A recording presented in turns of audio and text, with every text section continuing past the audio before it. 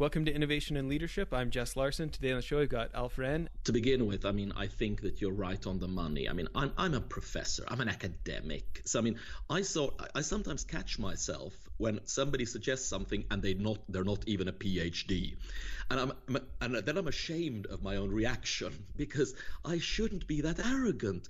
But I'm trained as kind of an academic who thinks that only degrees matter. Alf, thanks for making time. Thank you, and thank you for having me. So let's do this. Teach us how to pronounce your last name correctly, and then let's do the 30-second elevator pitch on your career so far. Well, my name is Alf Rehn, and that last name you would probably pronounce Rehn because it's spelled R-E-H-N. And I am currently the Professor of Innovation, Design and Management at the University of Southern Denmark. And in addition, kind of an all-rounder when it comes to innovation issues. That's great. So when did you find out that you were on the Thinkers 50 list? I actually got a mail from the people who run it and said, hey, just wanted to give you a heads up. You're on this list and hope you like it. And I'm so vain that of course I like being listed, but it was a kind of life-changing is a big word for it, but it was a tumultuous experience because all of a sudden I'm written up in newspapers and magazines and people start asking me questions about this, that, and the other. But it's been an interesting journey. I bet. And now tell us a little bit, you've got a couple of books out already and you've got another one coming next year. Tell us about the new one coming out. Well, that's a long project actually for me. It's a book I feel like written 3 times already. It started out kind of as a follow-up to a book I wrote many years ago called Dangerous Ideas, and it was which was more about creativity, and this was supposed to be more about how to translate more challenging ideas into really kind of revolutionary or radical innovations. But over the years, because I've been writing this for a couple of years now, it kind of transformed into more of a critique of the kind of simplistic ways to look at innovation. I became more and more angry at kind of the silliness sometimes referred to as innovation. So an example I've often used is there are a pair of socks you can buy these days. Socks which are Internet of Things enabled. They're regular black socks, but they have sensors in them that could talk to their phone, to a person's phone, and tell the phone whether they've been washed enough or too much. So literally, it's a pair of socks which can talk to your phone and tell you if they're not black enough any longer. Now, this is just stupid. Normally I can tell if my socks aren't black enough by looking at the socks. I don't need an app for this. And smart people, coders, designers, product development people have spent time on this, and probably somewhere a business angel has spent money on this. All the while we have these really big problems, wicked problems in society to solve. So I want to kind of write about why is this happening? Why aren't we really doing the really challenging ideas any longer? Why has so much kind of become fairly superficial?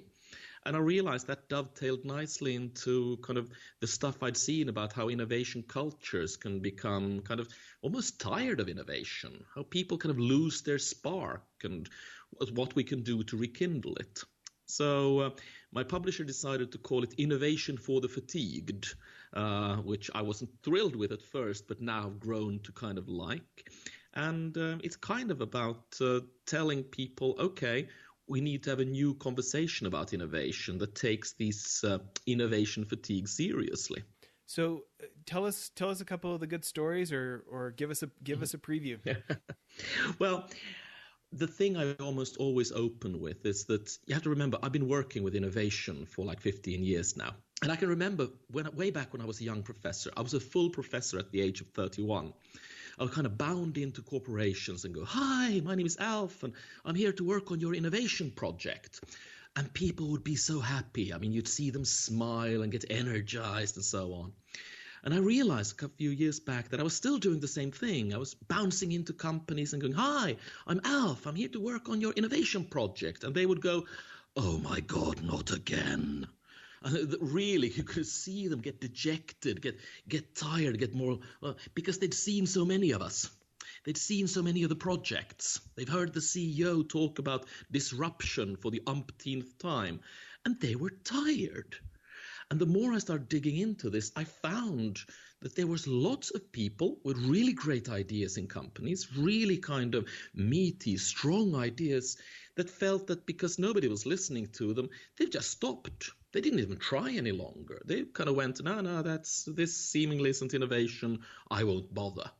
And just one story, I met in a crane company, I met this case where a guy had literally invented a great add-on to one of the major cranes that this company produced, really solving an important problem for the clients.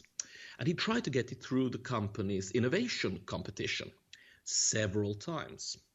But because he wasn't one of those fancy engineers and he wasn't management folk, but he was one of those people in coveralls that don't really have that much of an education, they just laughed at his idea. It was kind of thrown out of every kind of version of this innovation competition until they put a guy from marketing in the jury for the same competition. And all of a sudden he goes, oh my God, people are asking us to solve this problem every single week. Where has this idea been? At which point the R&D engineers go, sorry, we didn't think it was important. And these are the kinds of problems I kind of like to kind of wrestle with. Not the, what's the fanciest idea or who's most like Elon Musk, but more, how many more of these lost ideas are there, and how many ideas die in our organizations because we kind of try to stick to simplified and kind of technicolor versions of what innovation is. Yeah, I feel like you hit on something so key, that nobody listened to them, right? Mm-hmm. This idea of, regardless of how often history has pointed out that it's typically an outsider, it's typically someone who doesn't suffer from mm-hmm. groupthink as much, that comes to someone with the breakthroughs that have really changed things. There is such a natural human discounting of, well, it couldn't be that great of an idea because of the source, rather than mm-hmm. like a more of a meritocratic, yep. Mm-hmm. digestion of it. If someone listening is running an organization and they do want people, maybe at the associate level, the frontline level, mm-hmm. to have their ideas get heard, have you seen other organizations be successful in having them get heard? Any examples? I mean, there are, of course, examples. The Tata Group in India is doing fairly well with this. Haier in China are experimenting with this, and I have seen even kind of big banks in the US do versions of this. But it often comes down to kind of that one VP or that one CEO who really makes it his or her task to dig this out. And I think it's tricky because you're right, it's of course always an outsider, but there's also this thing that we're taught in kind of magazines like Harvard Business Review or Fast Company, that the outsider is going to be somebody quite extroverted, creative, kind of kooky. We kind of expect that it's going to be one of these kind of fancy cowboys, somebody who looks probably wears kind of Steve Jobs-like clothes and maybe leather trousers.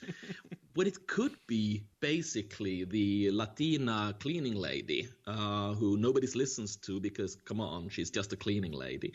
Or it could be that little gray person in accounting who nobody really wants to talk to because they seem very boring. There can be anyone out there. Outsiders aren't just these wild Elon Musk characters.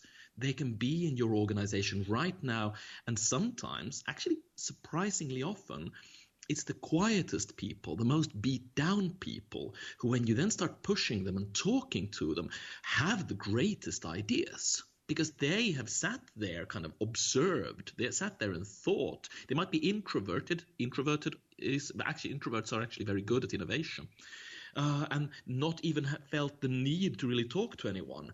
And then when you go in and really start pushing them and say, "Hey, what's your input in this? What do you want to do?"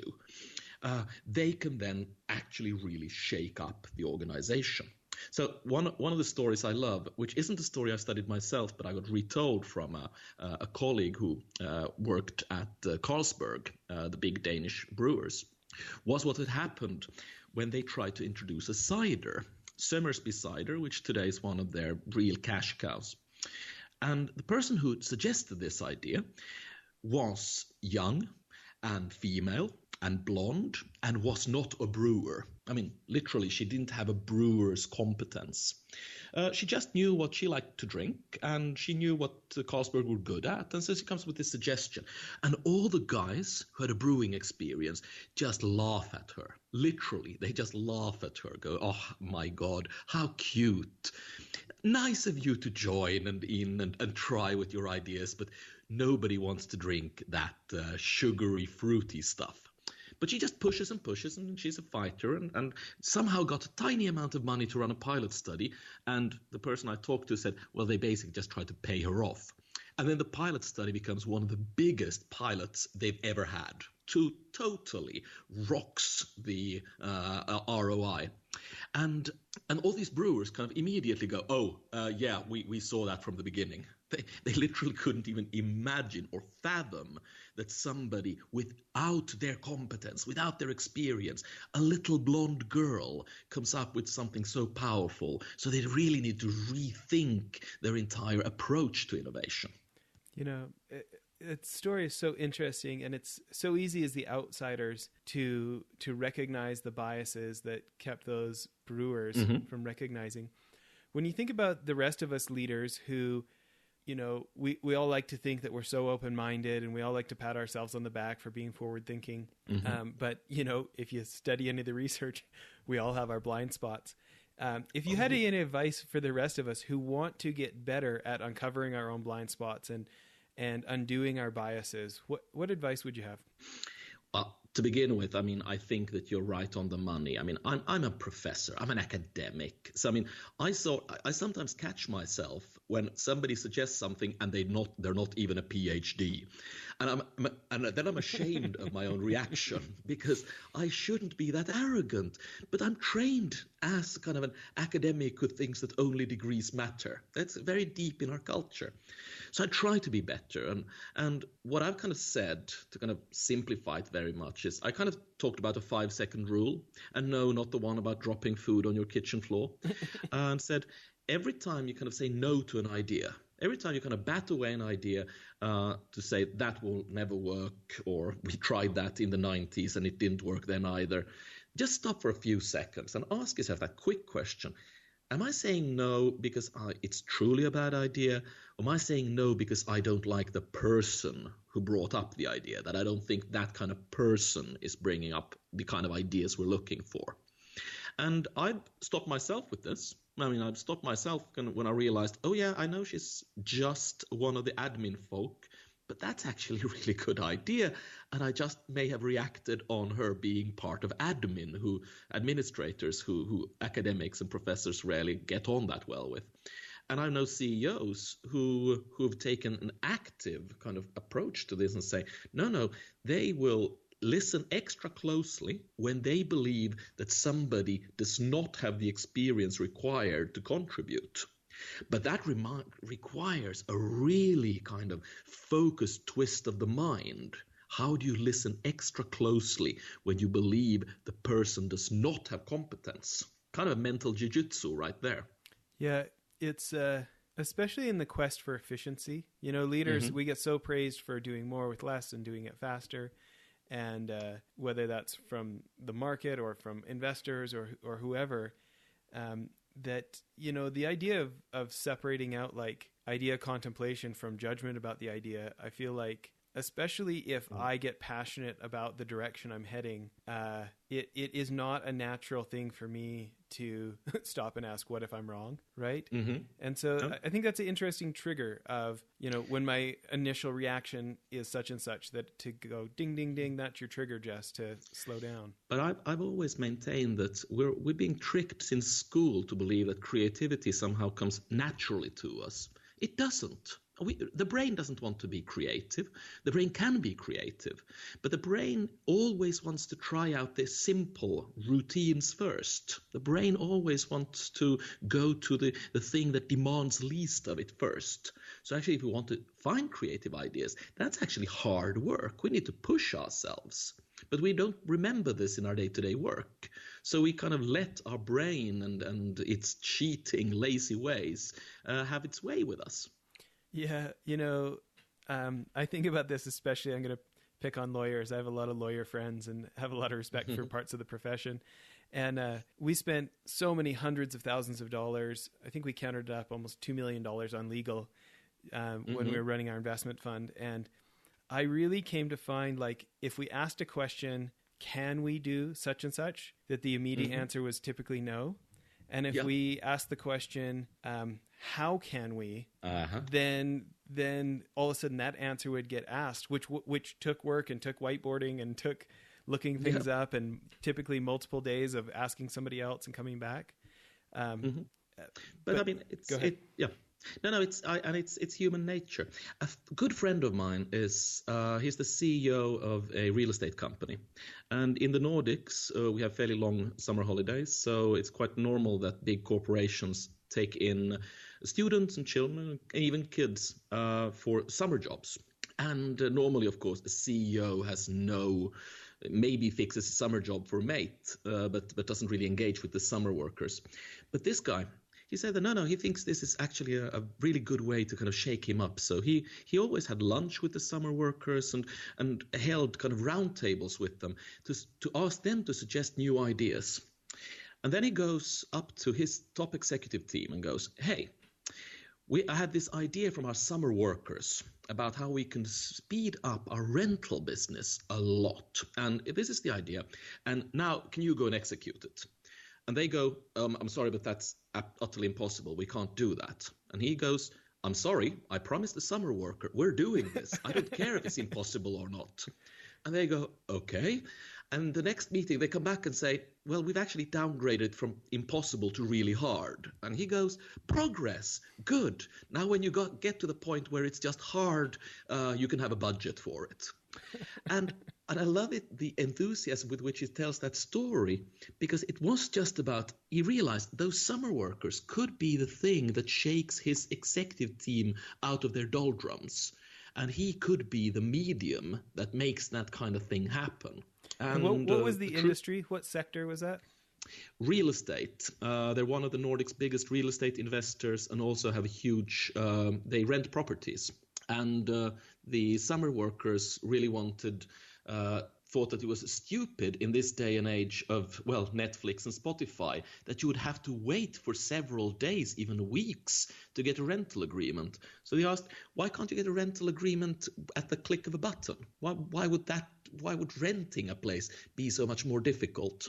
And today you can actually rent one of their properties in, I think they've gotten it down to about 20 minutes at the speediest, which for that business is pretty quick. That's incredible. That's great. It only shows what people can do when somebody creates the framework and puts up that ambition for them. Yeah, I love it. Well, we're about up for time for part one of the interview here. Maybe to close off, tell us about one of the thinkers that you enjoy reading the most or listening to the most.